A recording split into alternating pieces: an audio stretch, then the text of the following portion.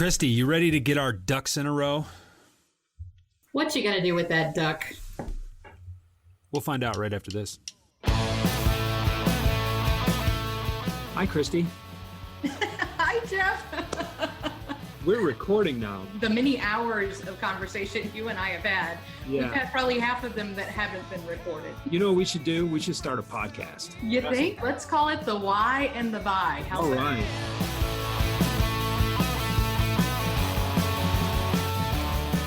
And we're back from commercial. No, we don't have any commercials on this podcast. It's not that kind of show. But we are back with the Why and the Buy. I'm here with Christie Walters. She's been laughing all afternoon. I've been just having a freaking blast, man. It is really cool. So, I mean, Christie, we're through. We're done. We are complete with the month of January. We just wrapped up our book club discussion, and we're getting carried away right into next month. And so we're wrapping up purpose, and we're going into preparation because, you know, it's got to start with why. So that's why we picked January for Purpose Month. But I mean, what are your takeaways from this first month? Wow. You know, I kind of felt like my hair was on fire a couple of times as there was just an awful lot of activity, all good stuff. But every single interview was just a gem. And then to top it off with this book club discussion with the five of us on the call going through the Icarus Deception and the impact that that book has had on us. I learned an awful lot this month. We had Marilyn Carpenter and Shum as our thought leaders from Network Orchestrators on the theme of purpose. And I couldn't have picked two better people in my network to have pulled in for that element. And I really enjoyed the conversation. I think they really have a desire to help organizations connect prosperity and purpose. And I think that's, Jeff, what you and I live to do, honestly. It's the point, right? Yeah, listen, we can talk to ourselves all we want. We can talk amongst each other, to each other, all we want. But the reason we record it, the reason we distribute it, the reason we invite people like Joe and Marilyn on is to really expand that message and that feeling. And, you know, I want to go back to what you were saying just a few seconds ago. And I want to second the idea that I'm buzzing right now after that book club discussion that we just had. And if you were not a part of the book club discussion, if you are not on the mailing list, get on the mailing list. We'll send you a copy of the discussion. And then you can join us this month when we talk about extreme ownership, which is going to be at the end of February. But we'll get to February in a minute. This idea that there's more to selling, there's more to leadership than just transaction, than just setting an example. I think I really believe that where we are headed as a business society, if not as a society as a whole, is that the importance and the significance of being connected to each other as human beings is becoming more, there's a greater awareness of that now than I think there was just a couple of years ago. And when you think about a couple of years ago, we're talking about the rise of digital and digital marketing and how there are computers and robots and everything kind of, they know all of our whereabouts, where we are, what we're thinking, what we're doing all at the same time. You can scroll through social media and you'll see a commercial or an ad for something that you literally were just shopping for online. And, you know, hey, I'd rather have people spam me with stuff I'm interested in than the other. But at the same time, there's a little bit of uneasiness that goes along with that. And I think as well as, let's think about it this way. If a computer or an algorithm knows you really well, it's a little creepy. If your best friend knows you very well, you trust them. There's a difference. It goes beyond just the knowledge. It goes beyond the data. There is something about the connection that we have with other human beings, the ability to be a little vulnerable with people, the ability to share things with other people that you've never been able to share with people before, and the fact that as a result, the two of you or the five of you or the 10 of you or the 20 of you can do things together that none of you could have done individually. And there's power in that. And I think we're starting to recognize that there's power in that. And we are, even if we don't quite know what to do with that power or how powerful we can become as a connected entity that way, but my purpose is to see those light bulbs go on. My purpose is to make those connections with other people.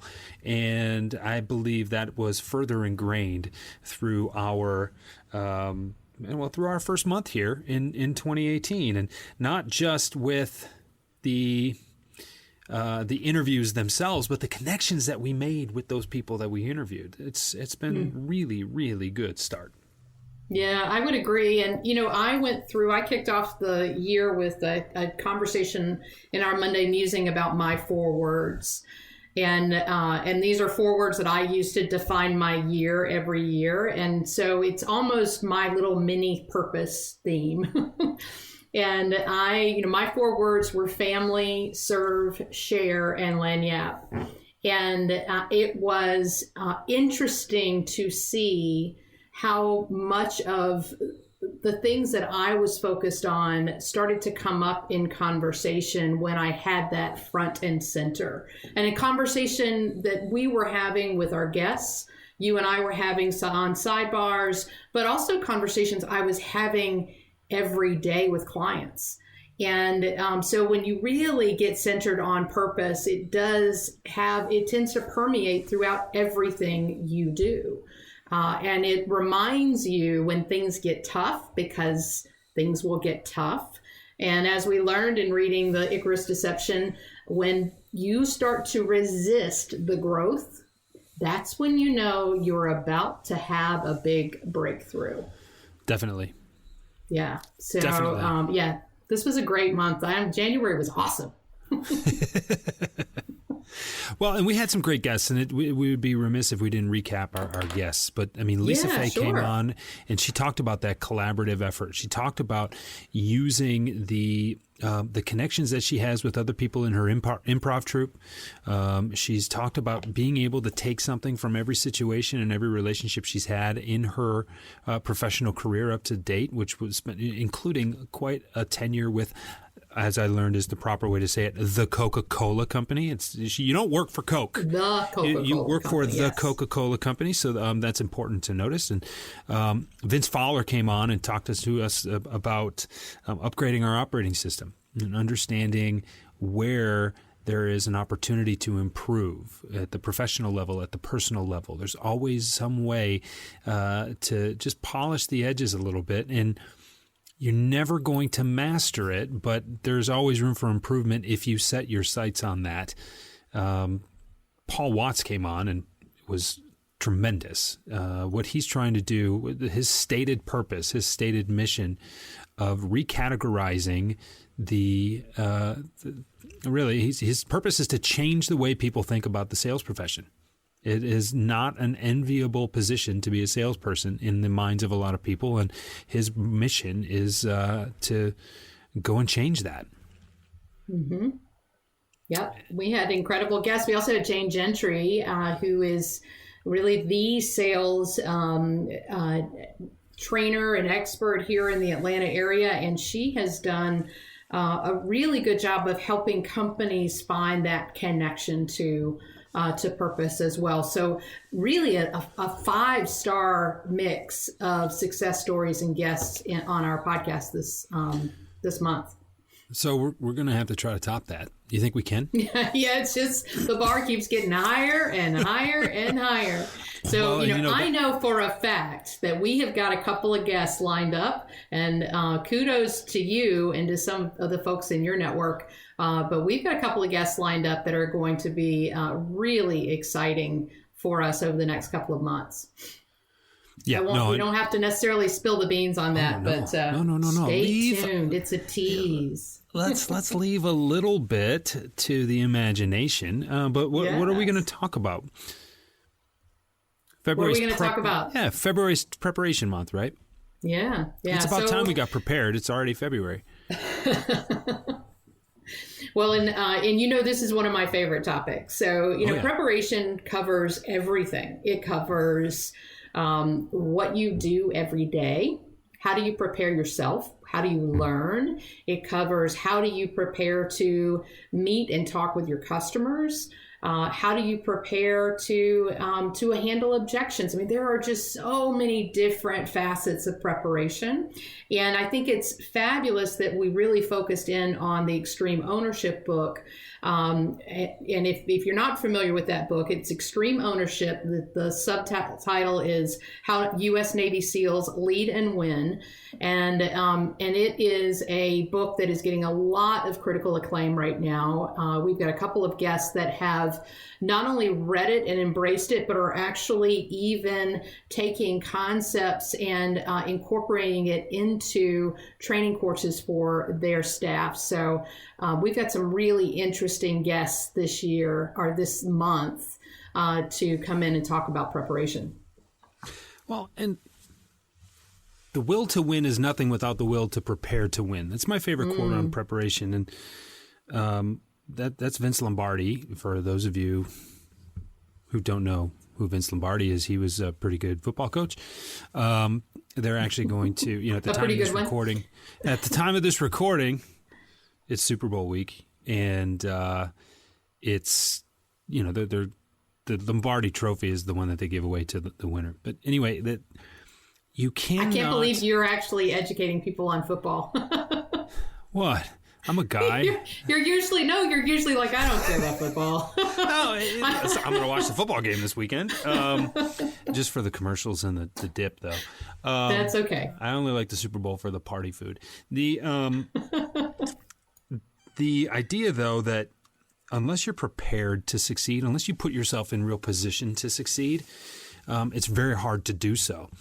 And selling in particular is about a lot more than just showing up and making the requisite amount of dials. It's about more than blasting your email list of 1,000 with a new message today. It is about really digging in and putting yourself in the position of your prospect, in understanding your offering in contrast to what it is that they're experiencing right now, and trying to find a way to help them through. But you can't just knock on the door of a business and say, "Hi, I'm here to talk to the CEO. Who's that?" Or, showing up and this is a great one. And I say great with my tongue firmly pressed in my cheek, but the idea that I would like to see if you're, how can we help you? Right? I wanted to call to see how we could help you. And it's like, well, wait a second. Your prospect they don't know what they don't know. They don't know anything about you, let alone have the knowledge about your product or your offering, and what it can even help them with. How are they supposed to tell you? You just make a suggestion, solve a problem. Maybe it's not their problem. And if it isn't, then you move along and find someone whose problem you can solve. But the idea that people just show up and say, "Hey, I got something to talk about. Let me hear a little bit about your company." Yeah. Well, gosh. You know what? It's interesting that we're talking about preparation when, we just got off of our book club discussion, and Scott Ingram brought a very interesting concept to light based on the book, and tying it to the sales profession. He's like, Seth Godin talks a lot about trust and attention, and you have to develop the trust first before you can earn the attention. And we typically have it backwards. And earning that trust is all about preparation. It's about recognizing how to communicate in that customer's language or that buyer's language, that other individual, whatever it is you're trying to communicate, establishing that trust, and that you have something of value to give them. And value can be, it can be your presence, it can be your ideas, it can be your product, it can be a whole host of things, but you have to do your homework first in order to get it to a point where you're able to earn the right for them to listen to you. If you can't speak the prospect's language, you'll never get their attention. If you like us, tell us. Send us a message at The Why and the Buy on Twitter, or leave us a 5-star review on iTunes or wherever you got this podcast. Jeff and I are beyond excited that you choose to spend your time with us each week. We'd love to hear from you. And we thank you again for your support and for your connection. You can't... And if you don't know how to speak their language, then you're not going to be able to get their attention. And if you can't get their attention, you're not going to build any trust. And trust expedites the ability to get their attention again. That's why it's so much easier to grow your business from within your current customer base than it is to find brand new customers. Which and we'll get into loyalty later on this year, but the amount of money that companies spend on acquiring new customers at the expense of losing their current ones, I don't understand it. Listen, everybody's got a model. I get it. And some companies are based on churn, and I get it. But come on, folks. Just doesn't get your blood boiling, that's for sure. I mean, it just is not like it's just not it's not a very exciting proposition to think about churning customers. Right. And I don't think as many companies do that. I mean, there certainly are commodity businesses, but I don't think there are as many companies that do that intentionally as people might think. They may say they're a commodity business, but ultimately, in just about every circumstance, you can find someone who's taking a commodity structure and building a concierge business at a high value concierge price. There's example after example after example of people that are able to do that. And it's because they really get centered, they get prepared. And I know we're going to talk a lot about preparation with our guests this month. I know the Monday musings are going to be focused around preparation. Before we kind of wrap this episode, I want to talk about over preparation. Oh, yeah. The know-it-alls. Well, okay, being a know-it-all, totally annoying, and nobody likes a know-it-all, except maybe other know-it-alls, but then they just have kind of shouting concepts, contests. But let me explain that concept, though. Yeah. So my know-it-all isn't the person that truly does know-it-all. It's the person that is paralyzed by the need or the feeling that they need to know it all before they take action. The over-preparers. I count myself in that category, and you know in what circumstances I have been guilty of doing that. But yeah, those are my know-it-alls. Wait, hold on. I got to go to the podcast worksheet and see where we're supposed to be right now. That has not happened for at least a half a year. But that's exactly the point. There is a point at which you need to do conscious homework, that you need to put a dedicated effort into understanding what it is that you do well. But at some point, you need to trust the fact that you know what you do, you know how to do it, you know what you offer and what you bring to the table, and you need to let your talent take over. You need to, at some point, have enough faith and enough confidence in yourself, enough swagger to just let it go. And, and what you find is that your best work occurs when you are properly prepared, but when you just put it in, not quite autopilot, I don't like that, but when you really just step into the salesperson that you know you can be. You step into that role, you take ownership of it, and you connect. And we try to do this. The first couple dozen episodes, especially with the interviews, it was, okay, yeah, we're going to talk about this, and then we're going to talk about this, and then we're going to talk about this. And, what I found, and I know you noticed this too, was as soon as the conversation would go to a really interesting place, we'd have to stop that really interesting topic and go back to the question that we scripted before we even knew what we were going to be, really talking about that day. And there's a lesson there. And I think when you make that connection, whether or not it follows your call script doesn't matter. Because if you can make the connection, you'll come back for another call. If you ditch the connection, your prospect, your customer, they can feel that. They can definitely sense it. So wait a second. We were just talking about this thing that we were both all in on, and then all of a sudden, this guy took it back to here to ask me if I was ready to buy? Wait a second. What kind of dissonance is that creating? And it's certainly not the productive kind. And so we really need to think about what it is that we're preparing for and making sure that we're not preparing too much because if you prepare too much, one, it's less fun.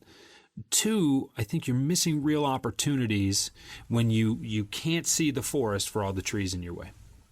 Yeah, yeah, you got a lot of detail, and especially for those that take a lot of notes in meetings. I'm a big note taker, and I notice with my coaching clients, I had to set that desire aside so that I could stay focused and 100% on what they were saying at that particular moment in time. Because whatever I was writing down was not going to go at the same pace and the same level of connection that they were having. So yeah, it's a prevalent throughout all types of roles, but most certainly in sales. Yeah, eye contact is important. That being present is important. Even I know you're taking notes, and that's a way to let people know that you're paying attention. But sometimes anymore, people are taking notes on their phone.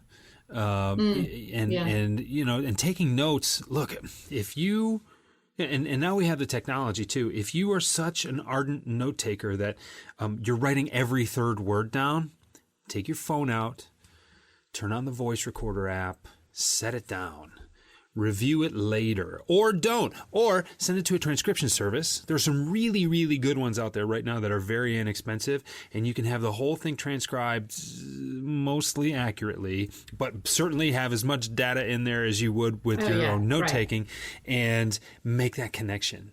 And you're not going to forget stuff. And here's the interesting thing. People take notes because they can't remember stuff. People can't remember stuff because they're not present. That's very true. So and you don't train your brain, so your brain gets used to the fact that you always have those notes, and so that you never kind of build that feedback loop so that you can recall what's being said later on. Yes. So you've got a very exciting month. Yeah. Let me ask you this. So, because we won't have another opportunity really just for you and I to chat until we do this wrap up again. Ooh, okay. So give me 3 things that you do to prepare, and you take that in whatever direction you want. It can be your day, it can be your clients, it can be what are your 3 takeaways when it comes to preparation? I was not prepared to answer this question, Christy. Oh, there you go. See?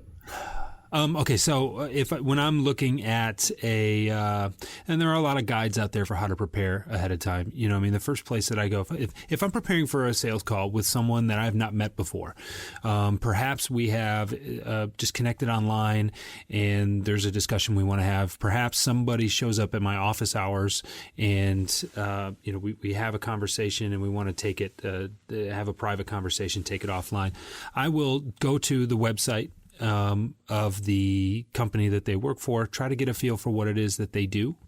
I will look to see if we know anybody in common, so I will check the social media networks that are out there. And, beyond that, I guess the thing that I do, and I do this every day, so it feels like it's not answering your question, but I do it every day, whether I have a bunch of calls to make that day or not. But I meditate. The first thing I do every morning is I wake up and I've got an app that I use. It's Headspace is the name of the app. Not a sponsor of the show, but worth talking about. I think we should get that guy on the show. I would love to get Andy on the show. And that sets me up for my entire day. Stopping for 10 minutes, being present, it creates Headspace. I mean, the app and the company are appropriately named because now I've got the ability to see things in a completely different way. And I talked about this, actually. I mentioned it on my Monday Musing. Every day I can get my 4 most important things done by 8 o'clock, which means that by the time if not all of my clients need anything from me, by the time just about anybody in my family needs anything from me, I've done everything that I need to do in order to call it a productive day. That sounds like I'm bragging, and that's not what I mean. What I'm saying is I don't have the noise chirping at me from the back of my brain saying, oh yeah, don't forget you're going to have to do this. Don't forget you're going to have to do this. Don't forget you're going to have to do that other thing. It means that if I get all this stuff done by 8 o'clock, I can let my schedule just run, and I can literally go from appointment to appointment to appointment, or meeting to meeting to call, or whatever it is, and just execute. And I don't, without that extra noise and without that extra static, I'm so much more able to perform at my highest level. And that has been invaluable to me. And the fact that we're, at the end of January and I'm still kept up with it, is, I think, not only, I don't want to, shocking. Maybe it's a little surprising that I've been able to hold on to this for that long, but I think is a testament to the power of simplifying, focusing on priorities, and, just putting myself in a good spot to start my day every day. Yeah, I have to second that. Because you and I have talked a lot about the Headspace app, and I, especially during the week, I'm really good about that process. On the weekend, I tend to fall apart. But weekends are tougher. Yeah. Yeah, it's your schedule is just a little bit different. What I find is that for me, when my routine changes, so when either something increases in the amount of time that I'm spending in one particular area of my life, I have to kind of juggle things around a little bit. And if I don't have that space in the morning to prepare, both the space in the morning and then I think the space on Sunday night too, to lay out my week, so that I need the big picture. That's kind of how my brain works, and so without it, I'm paralyzed. So that Sunday night ritual kind of just allows me to take a snapshot of what my entire week looks like, take the things that I know I want to get accomplished, and then split them out over the days, so that I don't feel like, oh my God, if I didn't do this many prospecting calls on Monday because I had a full client roster, then I'm behind. Maybe I will kind of front load or load my prospecting calls in on Tuesday morning, for example. But I found that I had to get up an hour earlier. I was getting up around 6, and I was doing my meditation. I was going to the gym, and I just couldn't get through everything fast enough. And I felt like I hit my first meeting or my first client session, and I was still behind. So I had to back things up. So, now I get up around 5 o'clock, and it's amazing the difference that it makes on a regular basis. Well, now I know I can text you earlier in the morning, so that helps. You can. Also, what's interesting by that same token, I get up later. Yeah. Do you? Interesting. Yes. I get up later. So what does that do for you? It allows me to be a little more naturally in tune with my own rhythm. It allows me to not kid myself into wearing less sleep as a badge of honor. It allows me to get a little more rest while still acknowledging the fact that my kids probably stay up later than they should be and still demand more attention than sometimes I'd like to give them. They're great, but it's like, okay, how many times do I need to tuck you in? Okay, get a drink, tuck yourself back in. Is it going to be okay, right? So just kind of allowing that wind down at the end of the day, but understanding that, okay, cool, it takes 10 minutes to meditate. If I read for 15 minutes in the morning, that's a good thing. But it's not that long. So now we're 25 minutes in, and now it's, what does it take for me to write 250 words, right? I try to create something every day. So what does it take me for me to write 250 words? I can get that out in 15 minutes tops. So now in under an hour, and I've had a productive day. Now, what I'm finding is the more I do that, I don't want to stop at 250 words. A lot of times it's 1,000 words because I get going and now I want to complete this thought before I lose the train of thought. I'm really engrossed in a book that I'm reading right now, so I want to keep reading it. It's not 15 minutes, it's 15 pages. Okay, I can get through that. But when I figure that, okay, all I have to do is an hour's worth of work every day in order to call it productive, which is a lesson in and of itself. Obviously, I do more than an hour's worth of work, but in order for me to feel productive, I've set that expectation as such to where I can get up, I'll have a cup of coffee, do my meditation, do a little work, and then I just I'm in a much calmer place to attack the rest of my day with half an hour extra sleep. And you know what I actually had to give up doing was working out first thing in the morning, because I wasn't giving it my all. I was going through the motions. Sure, I was getting active, but that is my most important time for creativity, for thought, and for creating what I need to create. I can go through the motions at the gym at 3:30, when I'm fried, when I'm in a natural dip in my rhythm where I'm not at my best from a creative standpoint, from a problem solving standpoint.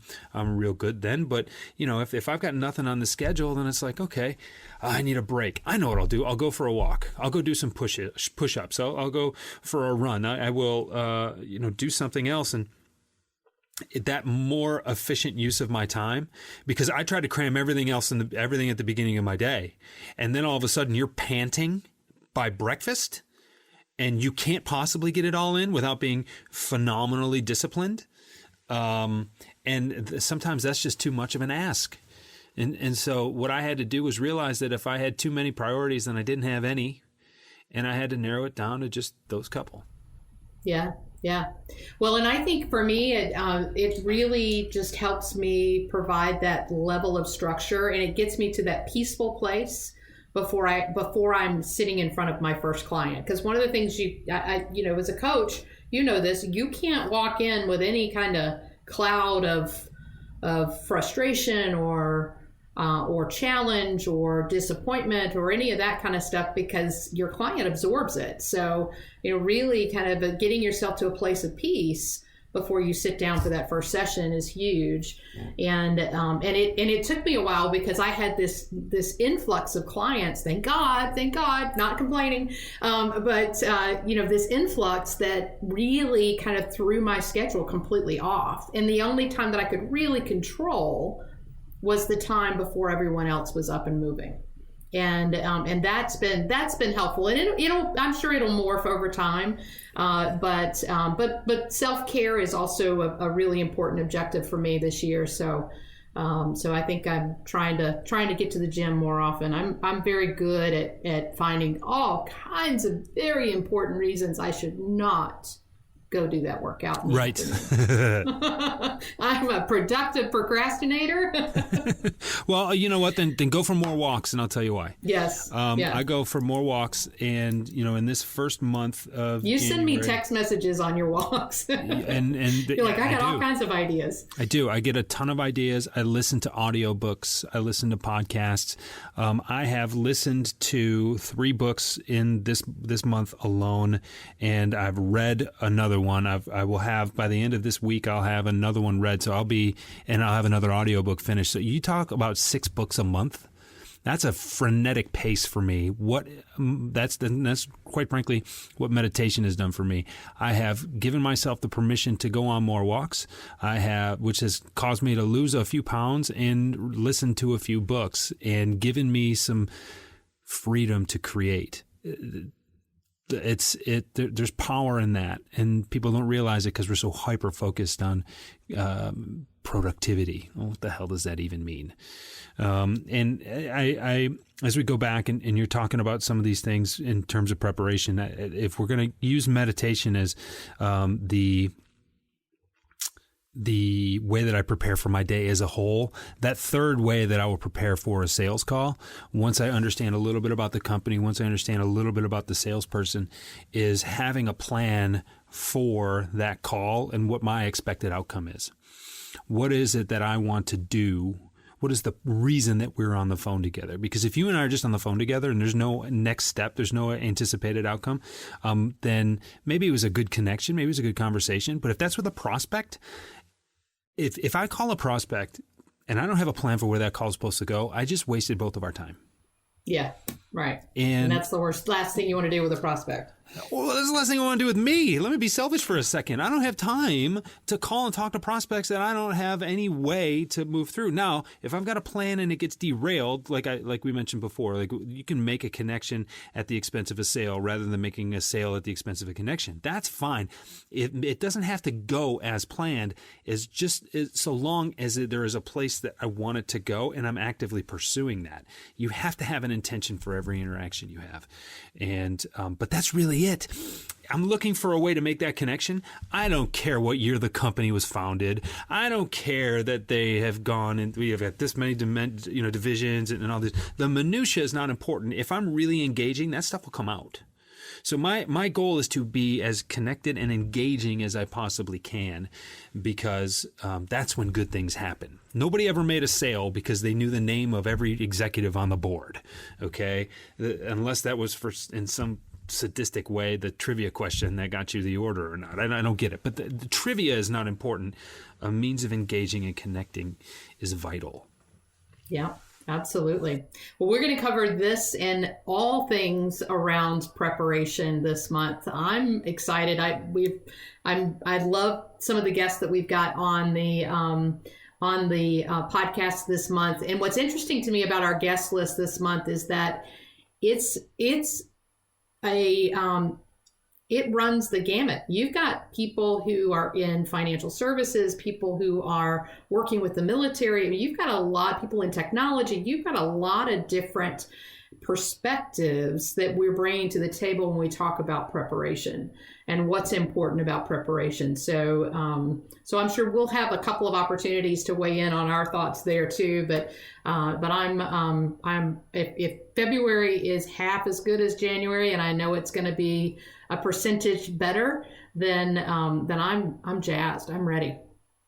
I'm prepared to do more this month. Yes, aren't you though?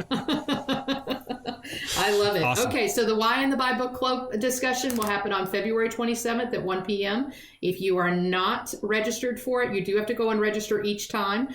So go to the website, thewhyinthebuy.com, and click on the book club registration link, and it'll give you all the details there. And I think that's it for me. We're just ready. We're prepared and ready to go. Yes, we are. And we're prepared because we know our why. And when you know your whys, your hows and your whats get much better.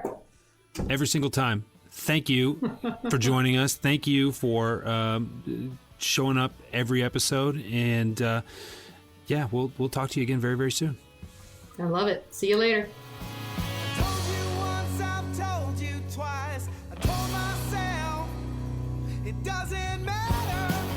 99% of your success is rooted in your understanding and subsequent mastery of the fundamentals. I don't care what it is that you're doing. I was introduced to the fundamental principles of sales when I read Jeffrey Gitomer's Little Red Book of Selling back in 2005. I actually bought it and gave it away 4 or 5 times before I finished it myself. Now Christy and I want to give you something. All of those lessons and so many more are now interactive and available online 24 hours a day, 7 days a week, 365 days a year on the Gitomer Learning Academy. It has never been easier or more accessible to invest 10 minutes a day in your sales success. Go to GitomerLearningAcademy.com to check it out and send us an email to gla@thewhyinthebuy.com and we'll get you set up with a free 2-week trial.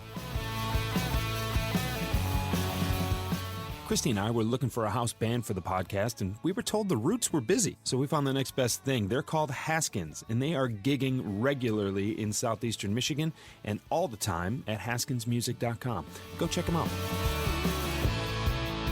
You're listening to the Podcast Detroit Network. Visit www.podcastdetroit.com for more information.